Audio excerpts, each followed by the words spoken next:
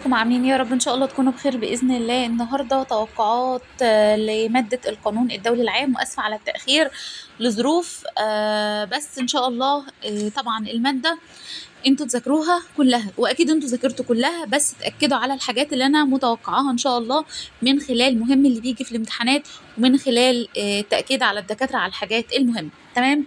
طيب، هنقول الأسئلة المهمة وبعد كده نرجع نقول نصايح للامتحان. أول حاجة، تكلم عن الفرق بين القانون الدولي العام وغيره من القواعد المشابهة. تاني سؤال، تكلم عن مدى وجود القانون الدولي العام. تالت سؤال، تكلم عن مراحل إبرام المعاهدة. رابع سؤال، تكلم عن شروط صحة المعاهدة. خامس سؤال، تكلم عن آثار المعاهدات. سادس سؤال، تكلم عن العرف الدولي. السؤال السابع، تكلم عن قرارات المنظمات الدولية. 8 سؤال، تكلم عن الدولة وأنواعها وأركانها كشخص من أشخاص القانون الدولي.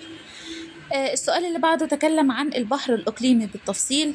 اللي بعده، تكلم عن ماهية الدبلوماسية. اللي بعده، تكلم عن رئيس الدولة المختص بإدارة العلاقات الدولية.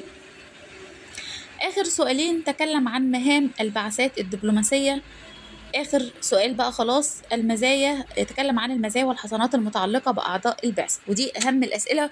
الأسئلة دي مهمة جدا جدا.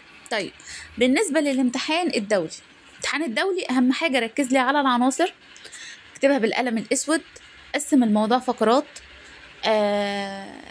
كمان اكتب لو انت مثلا عايز تكون مثلا حافظ نص معاهدة او حاجة، تمام ماشي، اكتبها بالقلم الاسود، مش شرط النص كامل. يعني ممكن تقول فكرة النص المعاهدة اللي انت عايز تكتبه، وتقول وفقا للمعاهدة كذا، تمام، باسلوبك يعني. طيب، ما تعملوش علامات تحس ان هي اي حد يحس ان هي تمييز لورقتك، لا، اعمل يعني اكتب عادي، ما تكتبش مثلا بالقلم الاخضر. سطر تسطيرتك العادية، تمام، خلي خطك كويس، دي اهم حاجة.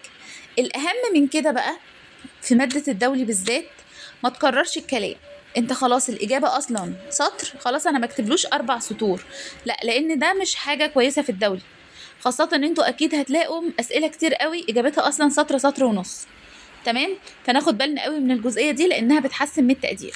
وان شاء الله ربنا يوفقكم وننزل المهم بدري ان شاء الله. بعد كده اشوفكم على خير ان شاء الله. سلام.